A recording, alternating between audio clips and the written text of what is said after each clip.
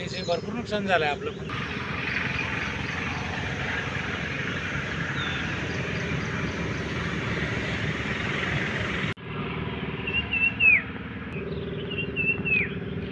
मी खडकदेवळा येथील रहिवासी श्रावण विश्राम देवरे, खडकदेवळा बुद्रुक तालुका पाचोरा येथील रहिवासी असून माझे 269 गट नंबरमध्ये 3 एकर पपईचे प्लांट लावले ते इकोबेरी म्हणून.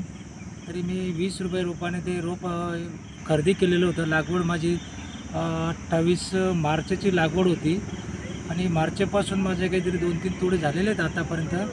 तर आता माल माझा काढणीला आलेला होता आणि अर्ध्या तासात वादळामुळे ते होत्याचं न होतं झालं आणि शेतकऱ्याचा तोंडी आलेला घास हिरावून नेला. तर त्याचा शासनाने जरा विचार करायला पाहिजे, काहीतरी निधी द्यायला पाहिजे. किती एकरमध्ये किती झाड लागवड होती? 3-3.5 एकर होती आमची शेती. तर त्याच्यात 27 प्लॅन लावले, 27 झाडं लावली आहे. 8 बाय 8वर लागवड केली.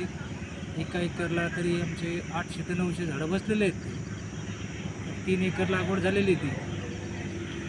पंचनामे झाले का?